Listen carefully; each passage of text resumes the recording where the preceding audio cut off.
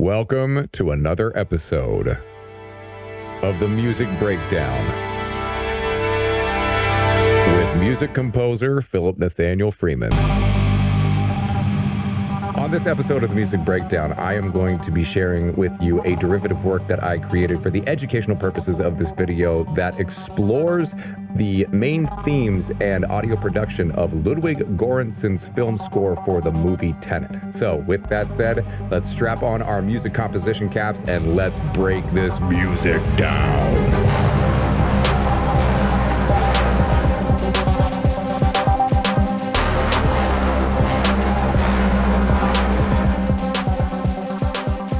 Hey, what's up, everybody? This is Phil Freeman. Thank you so much for tuning into another episode of Music Breakdown. For those of you who do not know who I am, you probably know me best as the lead singer and bass player for the band Small Town Titans.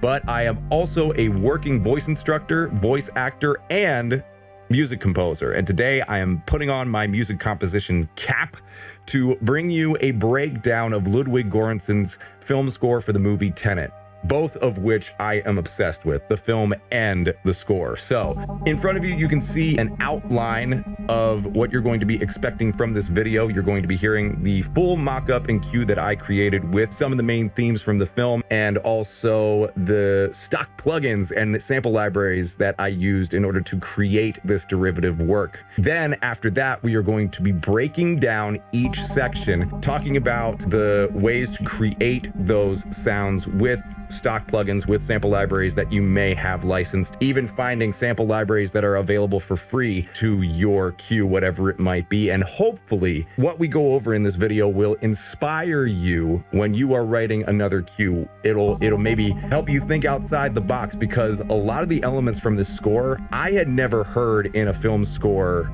up to this point. The elements of trap, EDM, and hip hop really inspired me to add some flair to my compositions moving forward. And I hope that what happens here, fellow composers, is that it does the same for you. So without further ado, let's dive into the full mock-up and cue of my derivative work, Tenet, a tribute, and let's have a lot of fun and learn some stuff about it. Here we go.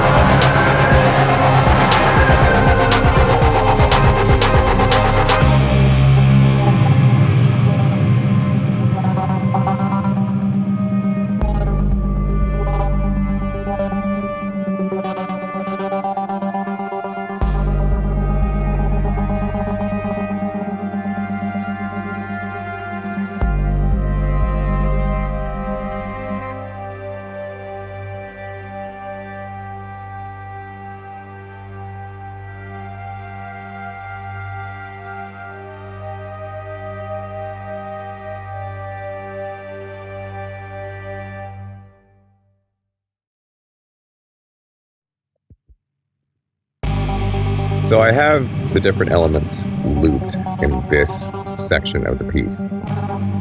There's a small part which I'll go over at the end of this breakdown, along with all the other auxiliary parts of this derivative work. That being said, let's talk about the simplest elements first. This highlights Cat's theme from the film.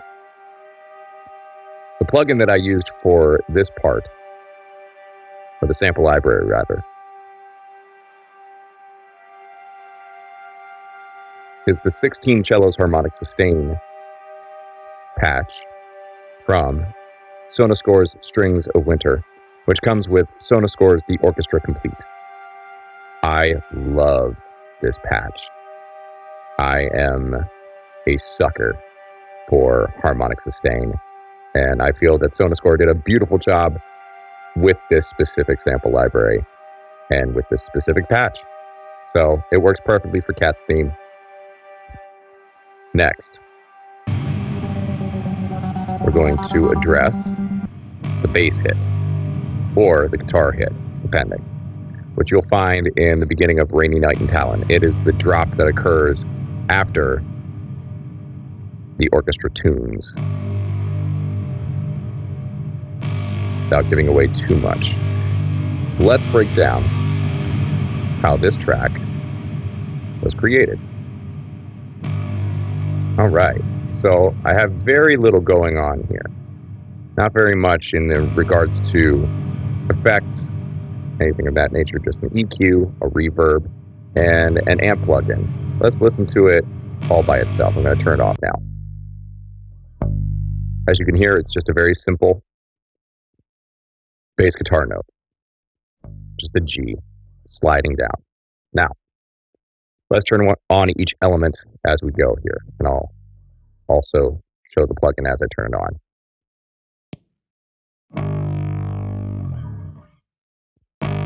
Creates the distortion and the amplification. The key here is the reverb, which this is a stock reverb plugin from Persona Studio One Professional. And then just a little bit of EQ to cut out any of the clashing frequencies in the mix. And there you have your Tallinn bass boom, as I like to coin it. Let's get back into it here. And before we move on, I might as well cover this now. I'm gonna pull the loop over, and we're gonna listen to this part. I used a sustain patch from Audio Imperia's Jaeger strings. As you can see, I have the key switches here, and I just used a non-vibrato sustain. You can see that there's automation going on here, which is controlling the dynamics. Usually modulation in the automation for most sample libraries controls the dynamics, with a few exceptions here and there. Great patch, excellent sample library, does exactly what I needed to do. Let's move on to the other elements. Oh, and another thing to mention. I did a little bit of pitch bend in the strings patch, especially when it starts tuning at the beginning. Using the pitches that most orchestras use, string orchestras that is, to tune at the beginning of their concerts. Did a little bit of pitch bend here and there just to create some tension, just for fun. Now, short strings going, drum machine, getting into the next section of the derivative piece. But before we do that, let's go over this sound. Probably the most fun to try to figure out and derive. Now, the coolest thing about this is the fact that the way that I recreated this sound, which is only similar to what Ludwig created, but similar enough that it does the job. I created this with a stock instrument, a stock synth that comes with Protagonist Studio One Professional, and stock plugins.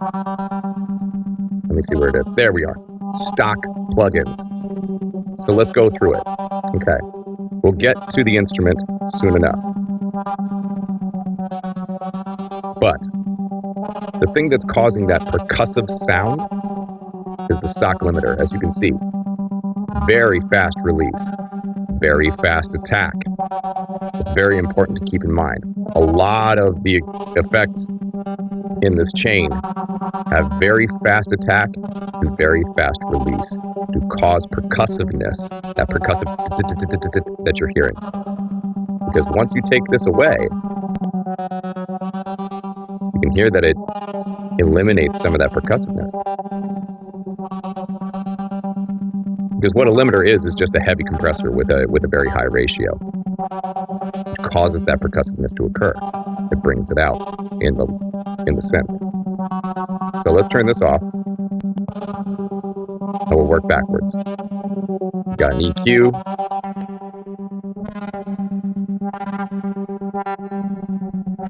And this expander, again, has a very high attack and release. I have the ratio set at 3.5. Anything lower than that doesn't do the job that it needs to. Anything higher than that is too stark. So 3.5 is a good place to start. Range is at about -8 dB, just to really give it that edge. Let's turn it off. As you can hear, that choppy percussiveness starts to go away. The last effect in the effects chain is the Fat Channel XT, which comes stock with Protagonist Studio One Professional, as all of these effects do.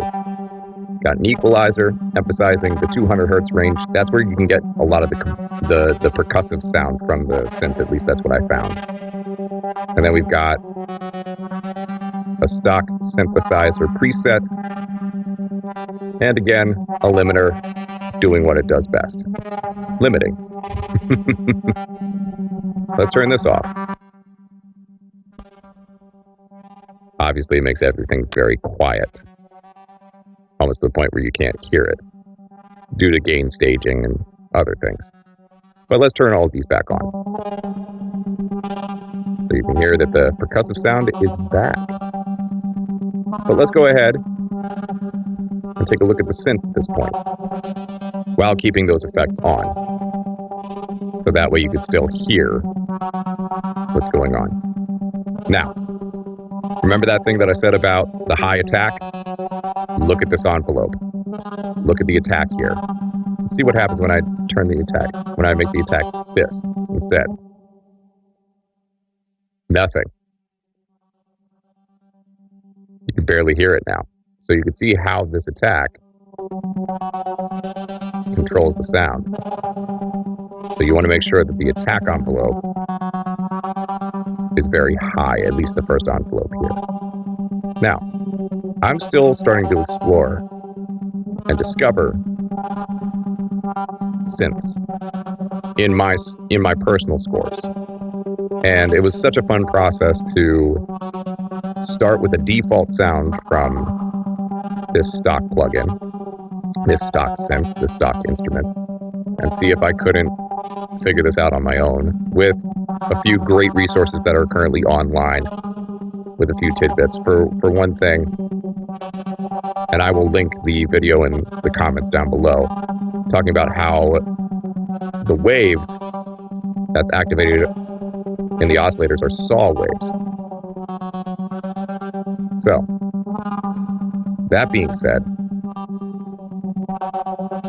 all of these elements here contribute massively to the sound. But I'm only going to turn off and turn back on the ones that I feel are the most important parts of it. The gator, for example. There's automation going here that is being controlled by the envelopes that you can see happening here. They're also found here. Volume, oscillator 2, oscillator 1, which of course the instrument is blocking the automation, but we'll get a look into that shortly. But let's turn off the gator for a second.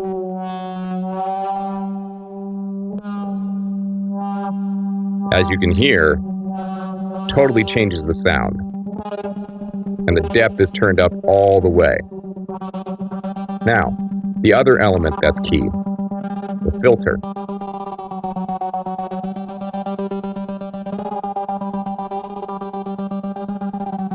Totally changes the sound. Builds a lot of tension by using this. It's a low-pass filter that is being controlled by the automation that is embedded within the track. The modulation is controlling this. It's controlling the activation of the filter, which for whatever reason you can't see that happening here, which is strange, but it's still doing the job that's necessary.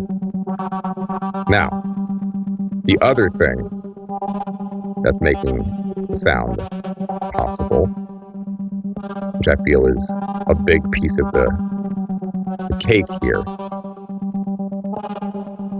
is the pitch bends of the oscillators. So let's turn off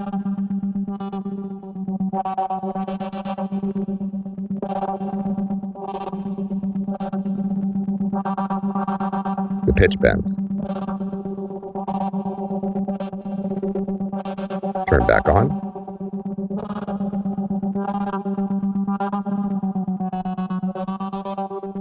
Now, could I have done a little bit more work on the fine tuning here and created more tension? Sure, absolutely.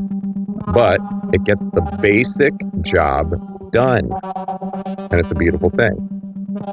I tried bending the pitch of the entire module, of the entire synth, and it just didn't have the same amount of tension that doing the fine bend and tuning that this automation is controlling. It didn't have the same tension as the original sound. So that's how I discovered that. And these automation envelopes are either controlled by instruments that I have, like the Akai Mini Professional, or I'm simply drawing them. And it was a lot of fun to create this. Now, not so sure about the LFOs and what they're doing necessarily, but I do know that the attack envelope, the filter, the control of that through the mod wheel, and the oscillators are the biggest pieces of this puzzle. And last but not least, lost my train of thought and my ability to speak there. The gator, huge piece of the puzzle.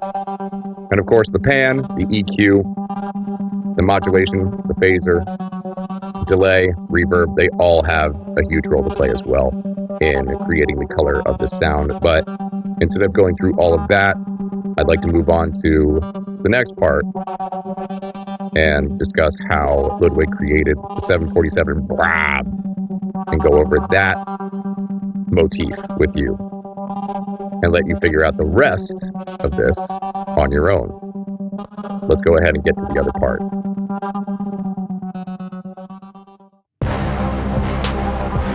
Probably one of my favorite parts of the score. It's a very simple concept. It's a very simple technique. However, I find it fantastic. And obviously there's a lot of influence from Hans Zimmer in regards to this part here, especially with the Brahm. But Ludwig adds his own flair to it by adding an 808 drum in sync, in unison with the brass part, which is absolutely amazing. So, what am I doing for the Brahms? I'm using a Marcato short and a Marcato long from Talos low brass, using those articulations from Audio Imperia's Talos sample library. It's fantastic. I also have a red box patch using staccato articulations. And I have it tuned down to -12 to add just a sub. Some yucky bleh to add to the rest of the soup here. But the thing that really makes this sound is the marriage of the 808 with the Brahm. Let's take away the 808 for a second. Just your good old-fashioned Brahms. It's fantastic stuff. Let's also minimize that so that way there's not as much confusion. These are the two things that are being emphasized right now. Bring back the 808. The 808 comes standard with subscription to Persona Sphere, as well as Studio One Professional in tandem. Using this was a lot of fun and is a big piece of this sound. Now, let's acknowledge some of the other sounds that are happening during this part. Obviously, the Mai Tai stock synth that's doing the thing that we're all familiar with at this point. I've got full strings doing the triplet parts here. This full strings patch, short strings from the free orchestra from Synthphobia, which is fantastic.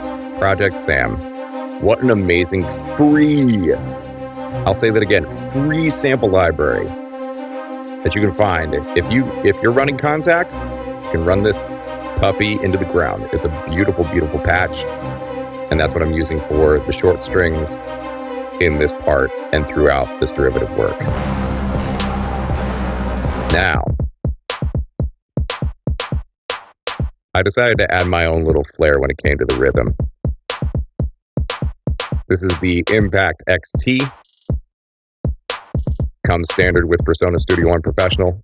Probably very similar to any other stock drum machine plugin that you have with your DAW. Whatever that might be.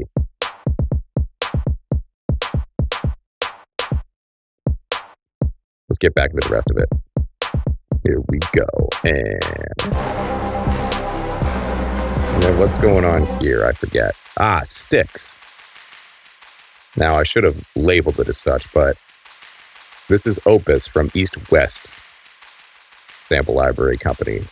Great sample library company. Their Composer Cloud is only about $30 a month, last time I checked, and it gives you a whole slew of instruments to choose from. Love their service. Love what they have. So, and there you go. That is the 747 part right there, with emphasis on the 808 and the Brahms. So, let's go ahead and move on to the next part.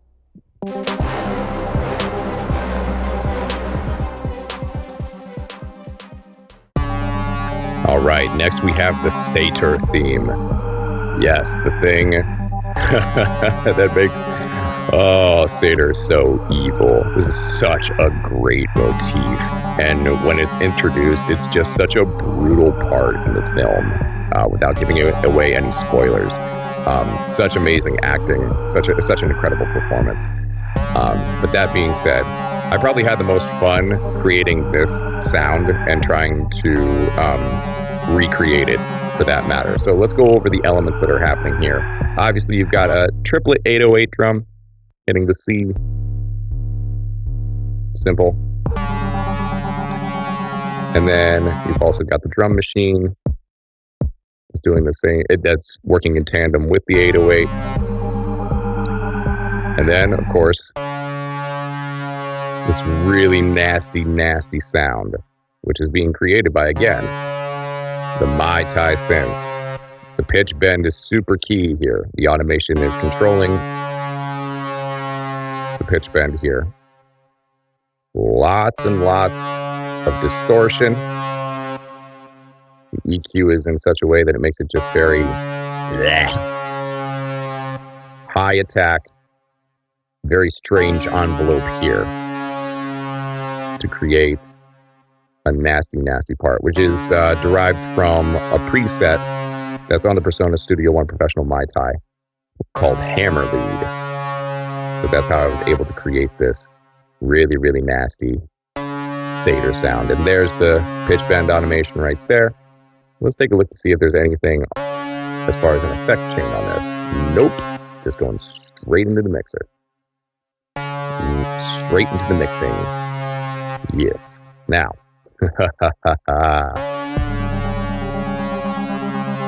And of course, we've got the synth up here. I want to at least mention that before we get into what I had so much fun creating. Now, Mr. Christopher Nolan, in the original score, is the one behind the sounds in regards to this. Ludwig recruited Christopher Nolan to make these sounds in the score. And they're very disturbing. And it's beautifully done work. And we're going to go ahead and take a look at how I spent time recreating this, which was a ton of fun. So this amazing little plug-in instrument that comes with Persona Studio One Professional, the Sample One, gives you the ability to record samples and assign and map which pitches control which. You can put all kinds of synthesizer controls on this. And I decided to sample myself doing a few breathing techniques. Creates that nasty tension that occurs in between the synth part. So much fun to recreate. It was a blast recreating this part. And then I combined some stuff.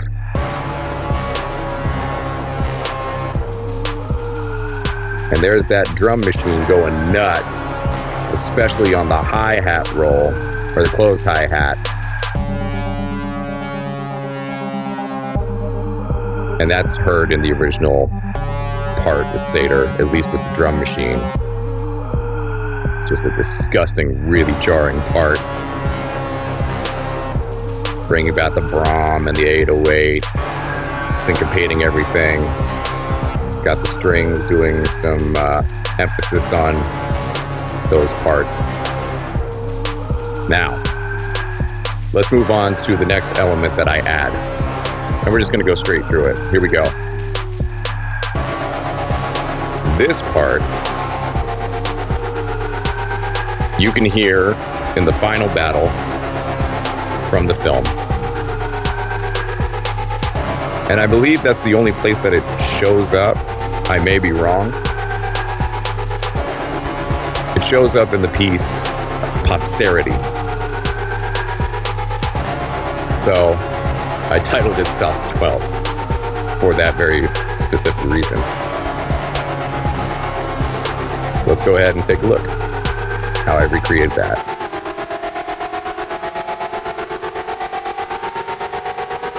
Again, another Mai Tai.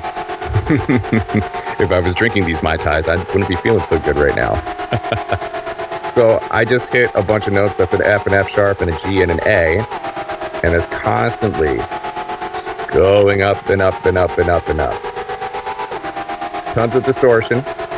EQs in such a way. And look at the gator. Again, huge piece of the puzzle here. Depth is up quite a bit. And that's, again, being taken from a hammer lead preset. Creating that tension. Is it exactly the same as what you hear in the score? No. But is it similar enough? Sure. One could argue that. Let's keep moving.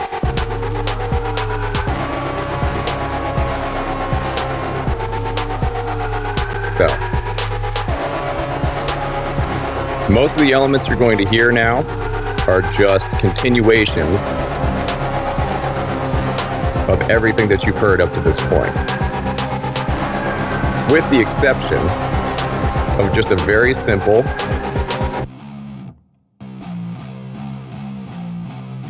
guitar riff.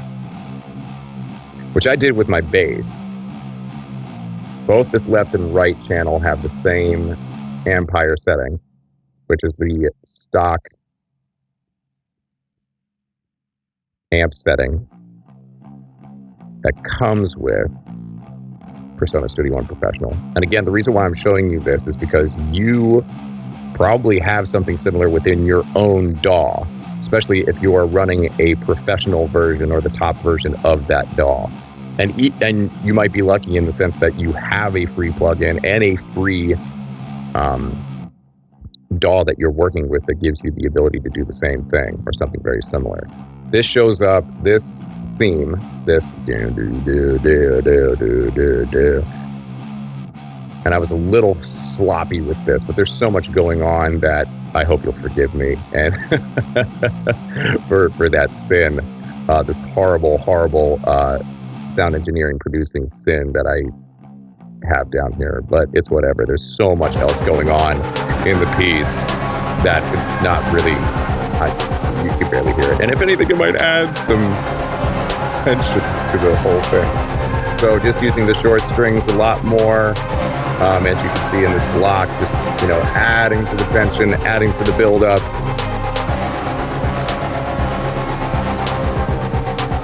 And that riff occurs in Rainy Night in Tallinn, by the way, what I'm circling right now. All right, so let's move on to the ending. We're almost done. Now, the Protagonist Theme, the hit from the Tallinn boom. There is a beautiful patch that comes for free from Klang, which runs on Contact. It's called Unstable Guitar. You can download it for free, and if you have Contact, you can download it for free and use it. It's a great patch, which you can hear the protagonist, one of the protagonist themes being created by this amazing plugin. Absolutely beautiful, and it gives you a lot of great controls. Now, I wish that I would have spent more time on the protagonist themes. Also, there's no mention or use of Neil's theme in this, and there's so much more from the score that I could be emphasizing and working on with you here. But I guess there'll just have to be a part 2. And if you want a part 2 to this and you like what you're hearing right now, go ahead and like this video, subscribe to the channel, and comment down below whether or not you want to see a part 2 to this. Okay. So yeah, we just end with a trail off of the main synth. And of course that protagonist guitar part with just a little bit more 808 use. Boom, boom, boom. And then just wrap it up with some strings, which has, you've got the cat strings, which you heard in the beginning. Got the full ensemble Jaeger strings holding down the low fort. Like, of course, you could use whatever patch you want to create something similar. And that's it, friends. That is the derivative work that I created based on the amazing work and the motifs written by Mr. Ludwig Goransson. Let's go ahead and wrap this up with some finishing thoughts. Thank you all so much for watching this musical breakdown of Ludwig Goransson's film score for the movie Tenet. I had an absolute blast creating this derivative work and showcasing to you how you can create similar sounds with stock plugins from your DAW of choice. That being effects, stock instruments, whatever it might be. And hopefully the basic elements that I went over today will inspire you to create and to expand your skill set and think outside the box for your own creations if you haven't done so already. It's all about inspiration and influence here, and I can't thank Ludwig Goransson enough for creating such an amazing score for me to study and hash out. My final thoughts on the score itself, I feel that the tension and the mind-bending nature of the score itself matches perfectly with the mind-bending and intense nature of the film. And I would strongly recommend that all of you watch it several times, because there's so much to catch from it, and it is multi-dimensional and deserves multiple viewings. And it's currently on HBO Max at the moment. There's so many amazing breakdown videos of the film itself, as well as the score. And I would like to thank and acknowledge some of the videos that are out there, which I will be leaving in the description of this video, that helped me gain some knowledge before diving into this breakdown a little bit further. So that'll be in the description of this video. If you would like to see a part 2 of this, where I get into Neil's theme and do more analysis on the Protagonist theme and some of the sounds in regards to that, please like this video, subscribe to the channel, hit that notification bell to let yourself know when I'm going to be posting more content like this, doing more music breakdowns of any and all natures. And with that said, everyone, my name is Phillip Nathaniel Freeman. It has been an honor and a privilege to be your humble host, and I will see you for the next episode of the Music Breakdown. Thanks for watching.